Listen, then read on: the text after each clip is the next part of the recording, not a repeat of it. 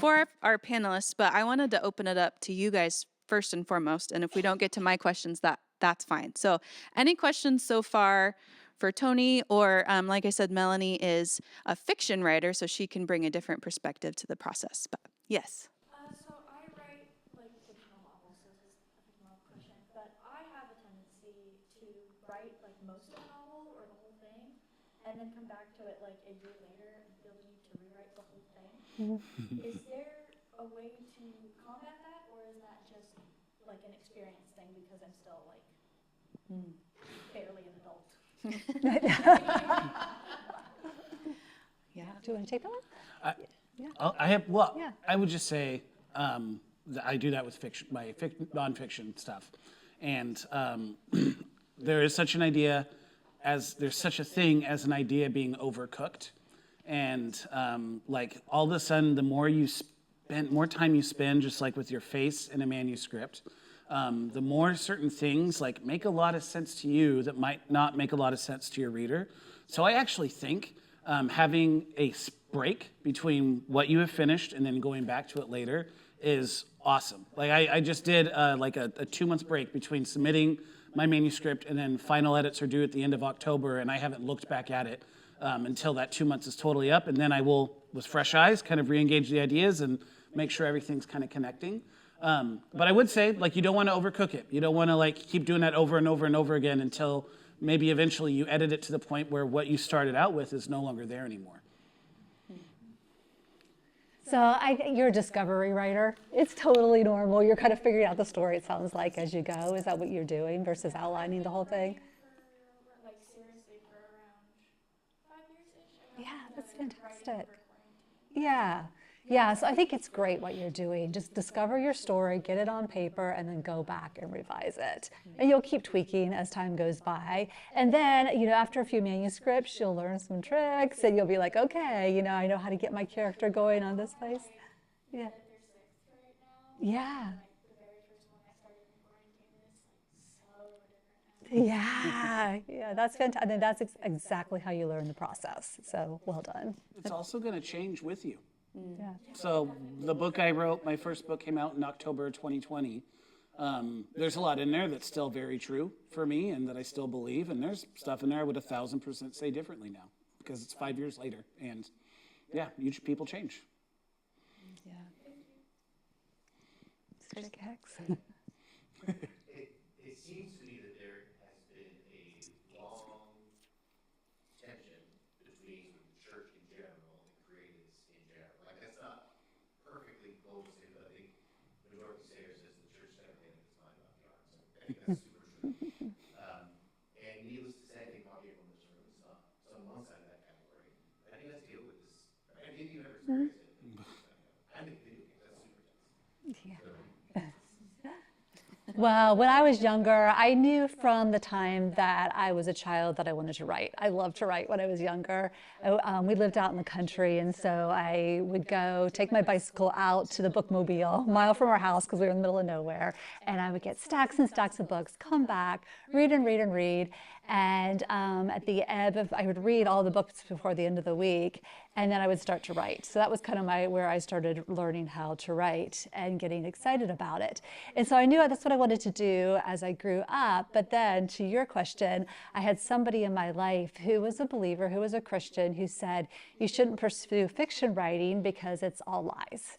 You're just making things up. And Christians, it's a sin to do this. And so I put it away. I put it away for about 10 years, just feeling like this call, like you're talking about, like feeling like this is my vocation, this is what God's calling me to do. But I don't want to sin, I don't want to write lies, like this is wrong. And so I wrote nonfiction for a while. I wasn't that great at it because I kept wanting to embellish and make my stories. And I got my degree in journalism and went on to get my master's in communication and was really trying to stay on this nonfiction track. And I felt like God kept calling me over here. And then it was just like this epiphany in my 20s that, wait a second, Jesus told stories. I mean, throughout the New Testament, Jesus was telling parables, and he did that for a very specific reason. You know, you read our pastor just this weekend was talking about Good Samaritan. yeah, the Good Samaritan.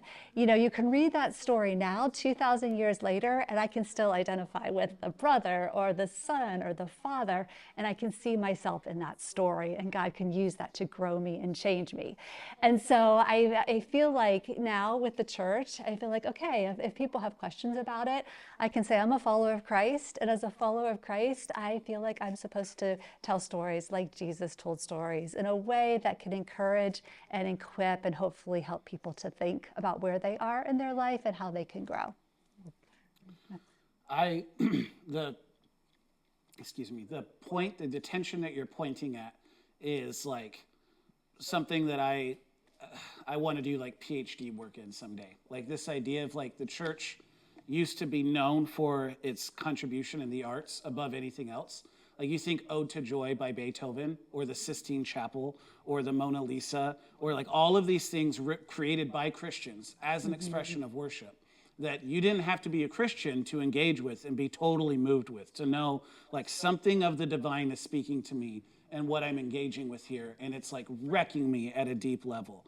And then at some point, I don't even know when, but like we decided to make Christian art its own internal cottage industry that really is only meaningful for Christians, and where non-Christians engage with it, and it's like, this doesn't mean anything to me. Like I took my atheist friends to go see the first God's Not Dead. It didn't convert them. Like it was just like, it didn't speak to them in any meaningful way. And I think the point that you're making is we have decided that all of our artists need to be preachers, that our artists need to preach a clear sermon. And really, the vocation of art is separate from preaching. Bezalel, the guy who did all of the art inside of the tabernacle in Book of Exodus, was empowered by the Holy Spirit to do art. Not write a sermon, not write the law, but to paint the inside of the tabernacle. And what we've done is we've taken our artists and we've said, we need you to all preach sermons that we all theologically agree on. And if your art is transgressive or pointing things out that might make people feel uncomfortable, then we don't want to have anything to do with you, and you need to do something else. So I think it's really, really sad that tension exists at all, and I think it's super unbiblical. I think like we do have biblical precedent for the Holy Spirit inspiring people specifically for art, and I think it would be really good for us to encourage people back into that direction. I'd love to ask you guys about the process of how you write. When Melanie and I sat down for coffee, and I got to hear a little bit of this process, and I found it fascinating because for me, my question to her was, do you have the end in mind first, and then you build all of the story and all the characters backwards from that point, or do you just jump in and see where it goes? And what you said about your process and how your characters develop was really interesting. So would you share that with me? Yeah, it's a really messy process. It's not pretty at all. I mean, you guys are all writers, you know this. And my process has changed, you know, over the years as I've been doing this. I've been publishing fiction for 20 years now, and I was working. It took me the whole Malcolm Gladwell thing, the 10,000 hours. That's pretty much how long it took me to figure out how to write fiction. It was a long process, many rejections, 3 full manuscripts before God gave me the story that just kind of poured out of me. But my process is first of all, just an idea. So it could come from like a family story or a story that somebody tells me. Sometimes people come up and they'll tell me a story like, I wish you could write a novel about this. And usually I say, that's a great idea. You should totally write it. You know, that's their story to write. But every once in a while, I had a friend that came to me and said, my mother-in-law lived in a chateau in World War II in France. And well, during the war, she had to host the German officers, the Nazi officers, in the top floors of the chateau. And there were all these tunnels underneath the chateau, and she was secretly helping the resistance and some down American pilots escape. And it was just this amazing story. And she was like, I can take you to the chateau and we can explore it. And I'm like, twist my arm, you know? So, you know, stuff like that happens. So usually I have a gem of an idea, just like this little idea. And then for me, it's all about the characters. I write really, really in-depth character profiles. So I give them a personality test. We do 16 personality multiplepersonalities.com. If not, they all end up sounding like me. And I don't want that. I want my characters to be really unique.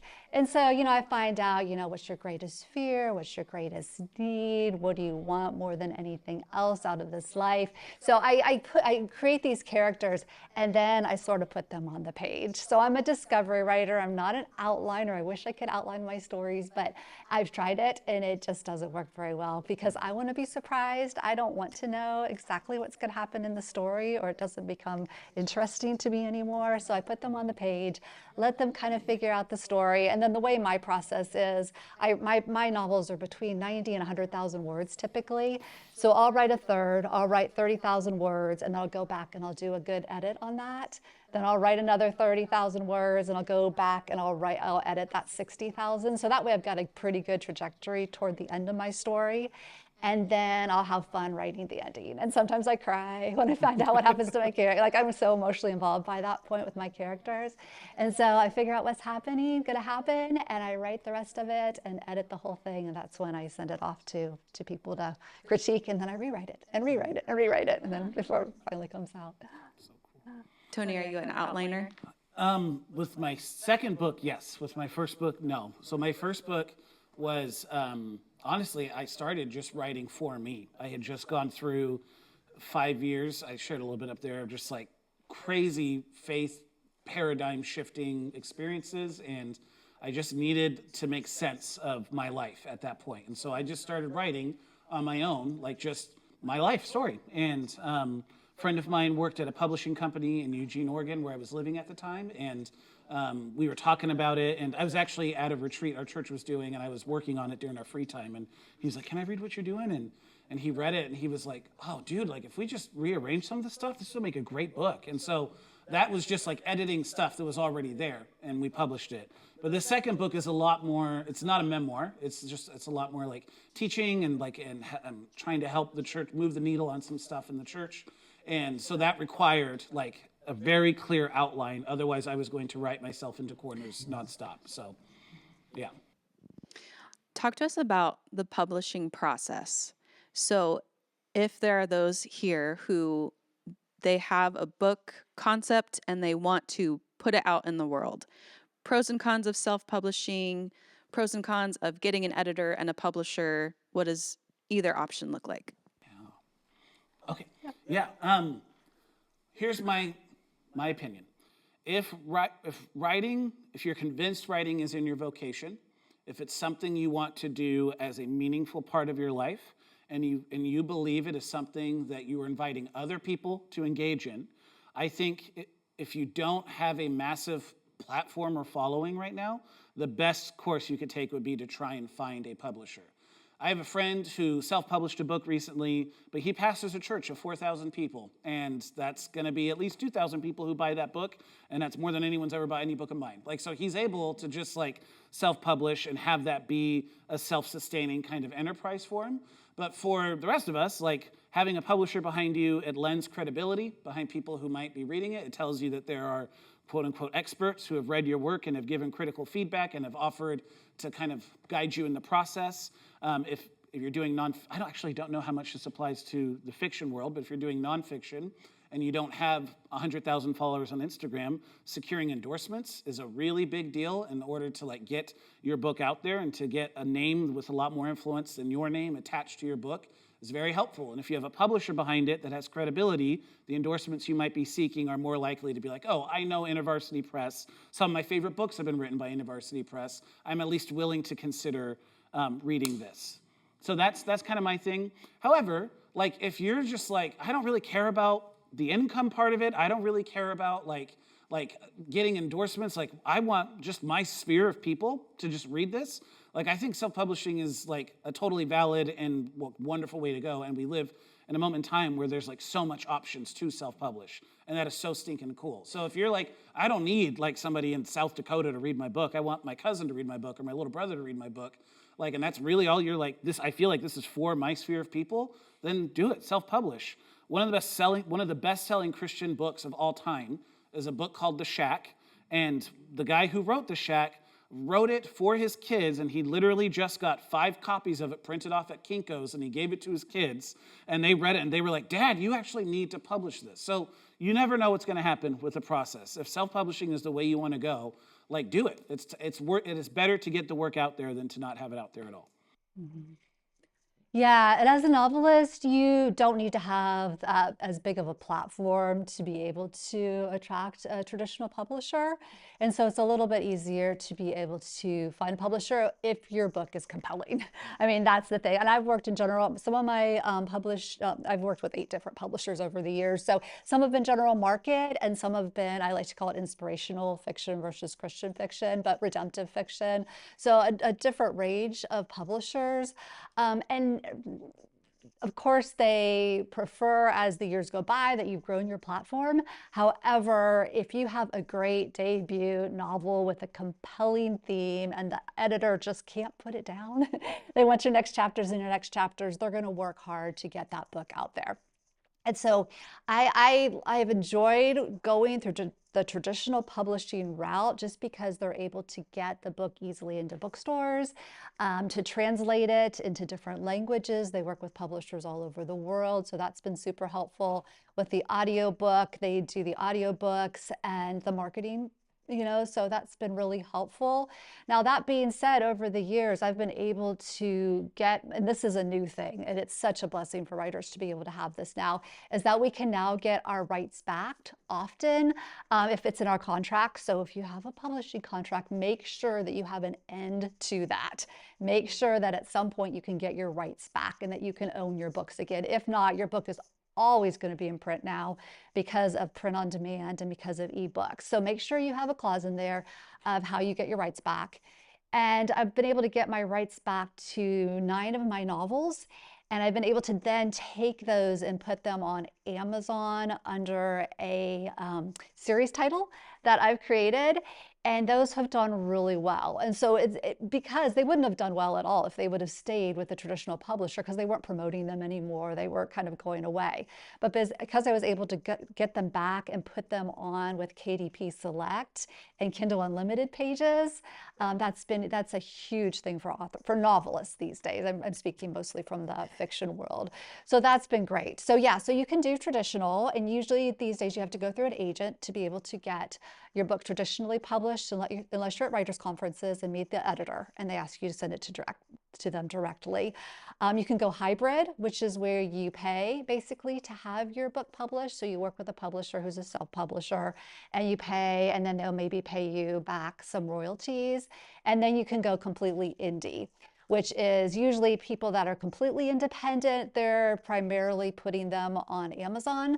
And Amazon, I mean, it's really great. They'll send you, I can order 10 copies of my books if I'm going someplace, and they'll send them to me pretty quickly. They do them right here in Troutdale, send them over, and pretty inexpensively, and I can resell them. So that's been really good and an income source as well. And I was going to say something else about that, and I forget. Oh, but that being said, having indie and traditional, the marketing side, but also Amazon pays me once a month, which is so great. Traditional publishers pay you every 6 months, so you got to wait to get your royalty. So I mean, you just weigh the pros and cons for both of those. And I would say, you hit on, for nonfiction writers, one of the biggest gifts of having a publisher is the marketing piece, especially if you're with So my first book was with a smaller publishing company called Whip and Stock, and they even just have being on their emails that they send out to everybody with new releases, and then they have a lot of quote unquote influencers that Whip and Stock would pick people to hey, will you post a picture of this, read it, and just say, hey, cool. But InterVarsity Press, they have a whole list of connections with podcasts. They have their own podcast that they host that lots of people listen to, and so that is one really big positive that I can't overstate of going through a traditional publisher is the marketing piece. They have a whole team of people who are there to help you get your work out there. Yeah, this is applies to writing books, but also a little bit more of a broad question. Tony, you talked about giving your work to people who you knew would honestly critique it, which can be a little ouchy sometimes, but needed.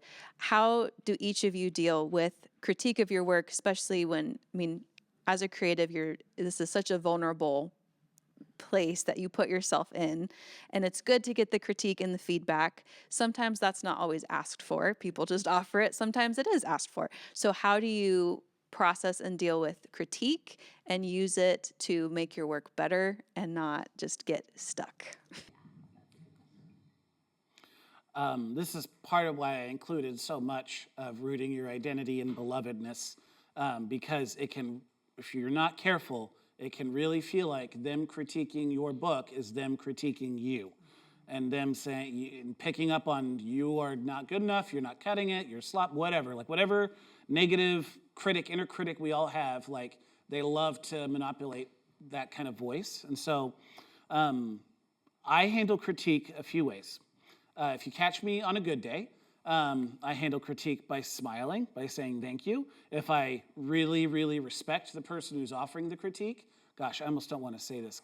I take out my phone and I'll write down the notes. If I don't really care what this person has to say about my book, like I will just smile and say thank you. And so if you go to So my they just smiles and says thank you. That's what you're. Yeah. yeah, so if you go to Red Hills and you see me after my new book comes out, like just chill. Sometimes though, like I will hear something that is not from like a quote unquote expert or somebody whose opinion I really, really hold dear, and they'll give like a piece of feedback that will like just be like almost like soul crushing because it is so good and the book is done and in print and there's just like nothing you can do about it now. But that stuff is like so valuable, and that is another thing I have a folder of in my notes of like lots of different feedbacks I got from my first book that I went through and read as I was writing my next book. And I'm going to keep doing that when this next book comes out. I also like die inside a little bit, and like I just, like will complain to Kelsey and then pray and move on. Like, so yeah. That's funny. No, I think that's good. You do have to separate yourself from your work, absolutely, when you send it out there, and think of it as separate than you, because it feels so much like part of us because we are putting that on paper. I have a critique group that I meet with every month. So there's 5 of us. We've been together for almost 20 years. So we know each other really well and our work really well, so we can speak really freely. They're librarians, they're editors, they're people that know. It's one thing if you send it off to somebody that's not a reader or a librarian should read it, you're going to get all sorts of different opinions. So I say send it to somebody that you respect their opinion and they're your reader, because not everybody's going to like your work just because they're not, you send them your romance and they like to read the space trilogy, they're probably not going to like your work, so that's pretty typical. But we speak really freely to each other. Sometimes in our group, it's really fun because we'll have already read our pages. We do 15 to 20 pages a month of each other's work. And sometimes we'll start arguing about whether the person should change it or not. And just the dialogue about it is really good, actually, because you can hear what readers are thinking about the story. Now, I would much rather hear from them. I also have a first reader that reads everything that I write before I send it out, even to my editor. I pretty much make all of her changes because she's my ideal reader, and I respect her opinion a ton. And so I'll make those changes that she has, and then I will send it out at that point. And I do this intentionally because I want to get their feedback, because if not, I'm going to get these reviews on Amazon of people who don't like it for X, Y, for these different reasons. I'd much rather hear from this loving group of people before it goes out, before those reviews appear online. And people, they're not nearly as kind as my friends are and how they tell me. And I want them to be honest. And I tell them, I want you to please be honest with me, in a nice possible way. Don't tell me you just like it, like you said. Please be honest about it. And I want that feedback to I respect it. Yeah, Debbie. I'm just curious if you read reviews. I do read reviews. Now, if it's if I get an email or something that's really off, I may skim it and just move on. But it's been really good for me to read reviews because I can figure out what people like about the stories, and I see threads throughout. So when I first started writing, people will ask you your demographic, like who does your reader look like what age are they, middle-aged woman who like demographic. But I have 12-year-olds that read my books. I have 90-year-olds. I have guys that read my, I mean, I've got this whole range. And so what I've discovered is the psychographics of marketing, where what does my reader like to read? Doesn't matter how old they are or, any of that, their gender, that doesn't matter. Like, what do they like to read? And so I can go back to my reviews and I could say, okay, these multiple reviews said, oh, we like this book because we want to have a book that inspires us in our faith. Or we love to read the historical stories, or we like to read just like we really want a page-turning suspenseful book.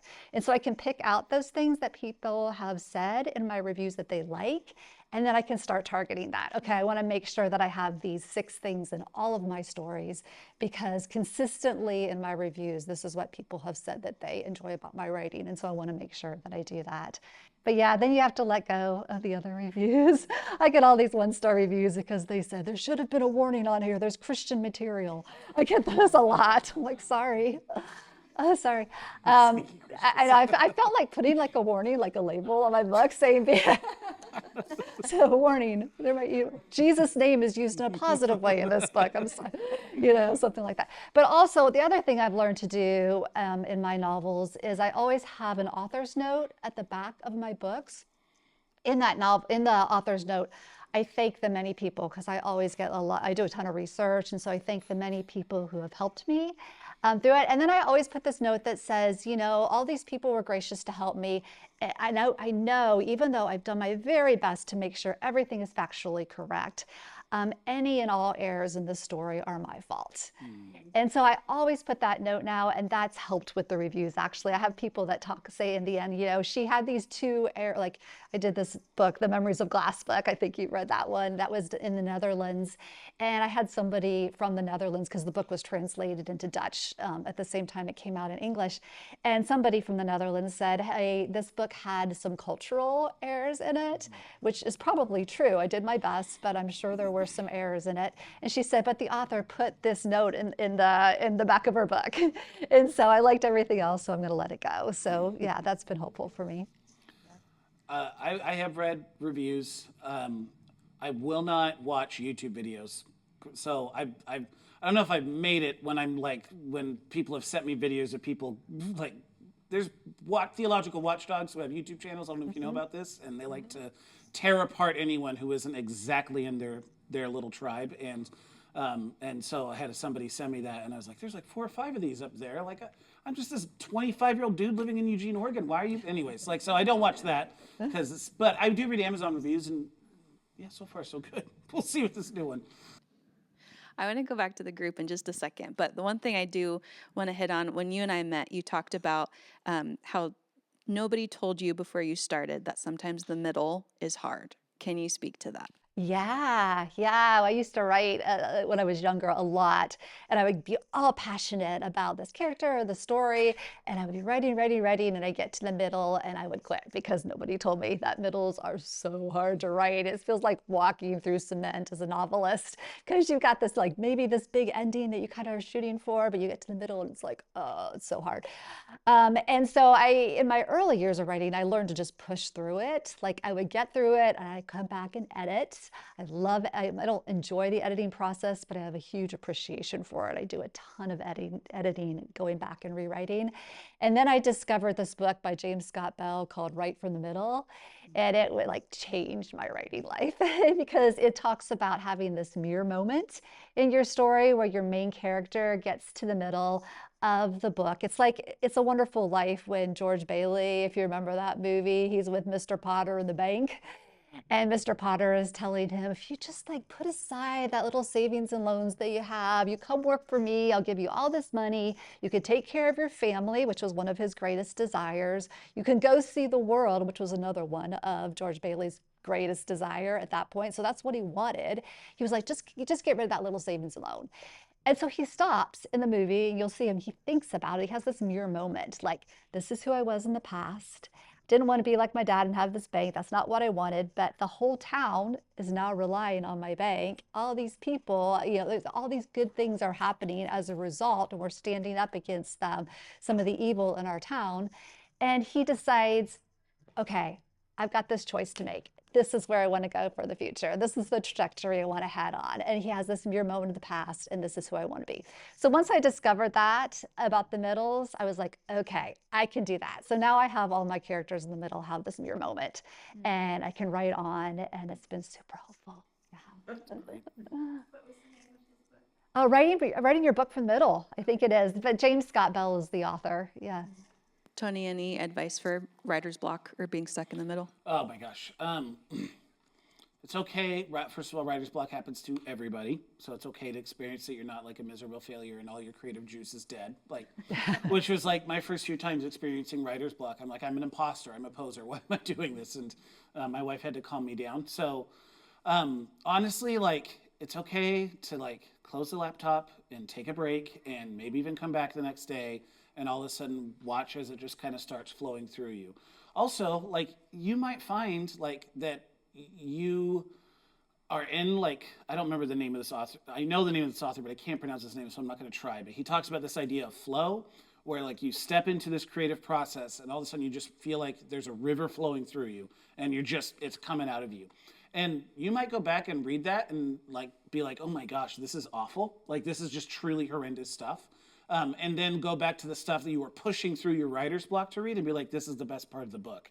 So it's part of the process. Like, and sometimes I feel like there's like this invisible wall with writer's block, and that's like God giving you like a hammer and being like, just plow through this thing. And yeah, if you get writer's block, don't take that as a sign that you need to stop. Like, that's the thing that I've had a lot of people, and it's usually about halfway through their books, like will say to me, like, yeah, I've got like 20,000 words down, but then like I just got writer's block and I got discouraged and I lost energy and like all that kind of stuff. Like, that is the time to push through, not give up. So, yeah.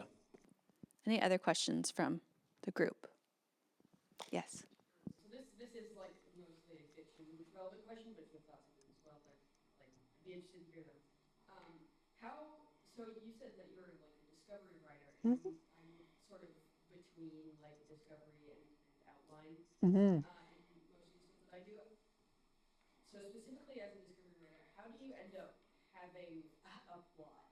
Because I think it's really difficult for me to end up with a plot if I don't purposefully try to make one up. Yeah. One of my weaknesses. I always have an idea like what's going to happen. Like my last book was like, okay, this little girl is going to disappear in the Thousand Islands of New York. I mean, I knew this was going to happen. I wasn't sure exactly how I was going to get there. And then the story is going to be about where she went, like what happened to her. But I have that character in my head. And so I developed that character fully. My main character, and then I put him or her on the page in a really bad situation, because we don't learn what their true character by action, but by reaction. So I have to give them something where they have to react to something really bad that's happening. So I put them on that page, get them started in the story, and then I just kind of see, I'm headed toward that disappearance of the little girl, but it just kind of flows as, from that point. And so a lot of prayer, honestly, for me. I pray a lot over my stories, and God is so gracious. The Holy Spirit's so gracious, and that's why I'm such a big proponent of stories and feel like a scribe at times, because I feel like I'm praying and listening a lot as I write my stories. And I think it's just being faithful. I mean, to your point, sometimes it's like turning on a faucet and it's like mud or something is coming out. Like, you just got to get the junk out, get those words out, and then it starts flowing, that clear water. The story starts flowing and you get it on the page. Now, I do track my story in Scrivener. I don't know if any of you use Scrivener. Do any of you? Yeah, okay. Yeah, a couple of you do. Okay, so Scrivener is a fantastic software for research, but also just to kind of track your plot and your story. I write in Microsoft Word, but I track everything. Like, I create an outline as I go. So I don't have my story outlined, but as I go, I outline it, and I kind of know where the plot points need to hit. And Save the Cat Writes a Novel is also a really good book. If any of you have read that, I recommend it. It's a good book. Yeah. I have nothing to add to that, but Yeah. yeah. Yeah. I got a question. Camera guy over here. More for fiction as it Yeah. pertains to character development. How does the study of human psychology play into that? Huge. And Yeah. Oh, it's huge. And that's what, if I, for students here, I wish I had had more psychology classes in college because that would have helped tremendously. And I don't know if Kelly Chang still teaches here at Fox.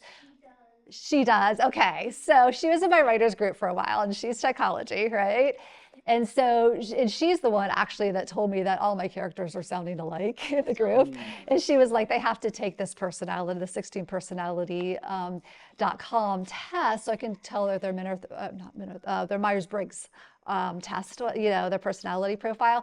So I have that. I do their Enneagram because I want to know how they react in situations. Enneagram is really good. Do they react from their gut, from their heart, or from their head? Because we don't all react the same way to different situations. And so I want to be consistent. And I do a creative test. I do some different tests for them. But yes, psychology is very important in the process. Let's go here first and then Chris. How much criticism is too much criticism?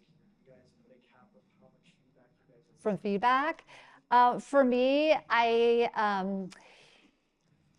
want the criticism. I mean, I have a high value of criticism, but the people that my go-to people to read my book are constructive critiquers.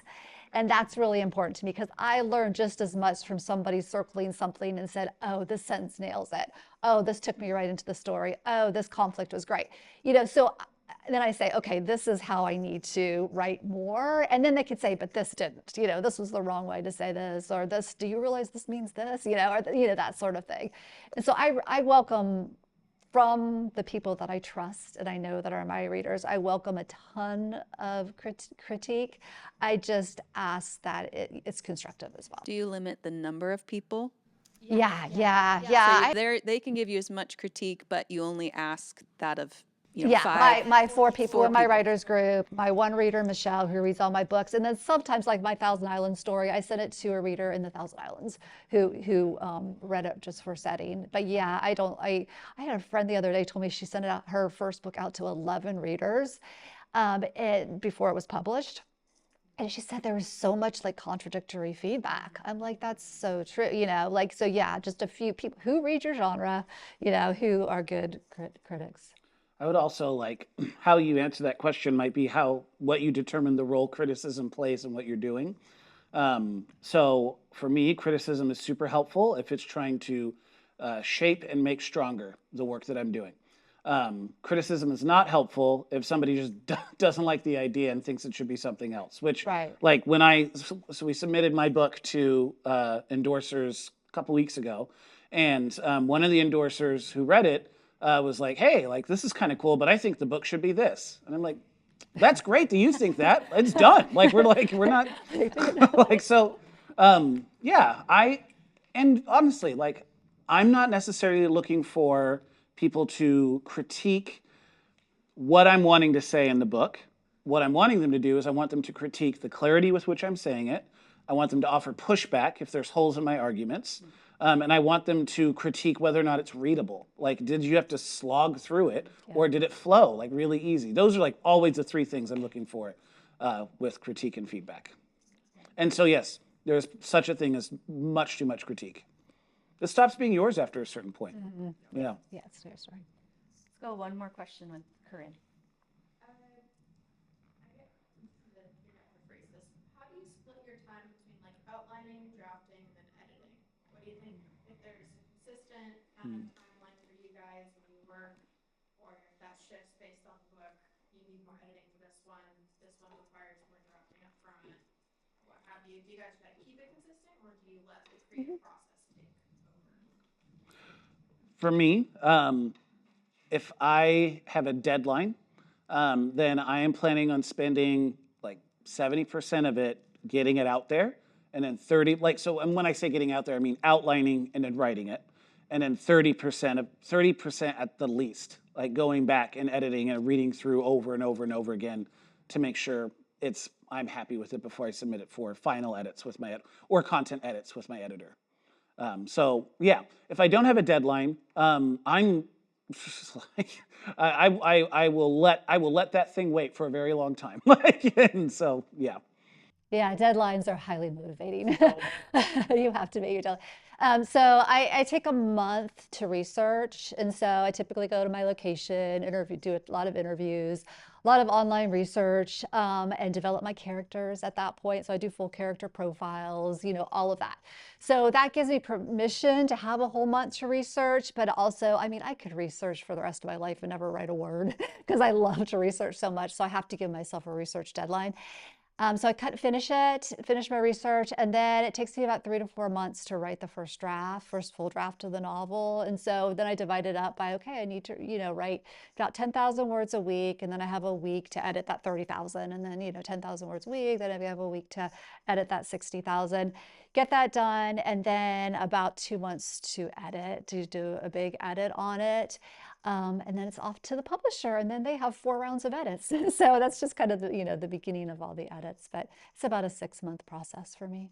I would say if you're doing nonfiction, I do the bulk of my research before, at least with this one and for my next one, before even submitting a proposal. Just because you're going to be interrogated as to why you should be an authoritative voice on the thing that you're wanting to write about. So if you're doing a fiction project, do the bulk of your research before you submit a proposal, because at least with like InterVarsity Press or Zondervan, you have a whole committee of people that you meet with, unless you're already a New York Times bestselling author, like who's going to be asking you these questions to probe, why should we invest money into you being the person who talks about this topic? So. Yeah, so we're over our time. So I want to be mindful of that. The beauty about Creative Tides and these events is these facilitators and facilitators at our events are local to the area. So these are not just faces that are coming in and speaking and then they go away and they live far away and you never see them again. So they are going to be here to hang out and answer more questions and connect with you and exchange information. They're both local to the Newburgh area. And so I'd encourage you, if you have more questions or just connect with them in general, they're great people to know. And Melanie has some books here for sale if you're interested in picking up a copy of one of her novels. That would be, a great read to add to your bookshelf. So thank you for coming. I will post this session online. So if you don't already follow our Creative Tides social media, please do that. But full sessions will be available in a couple weeks. And thank you so much. Thanks for being here.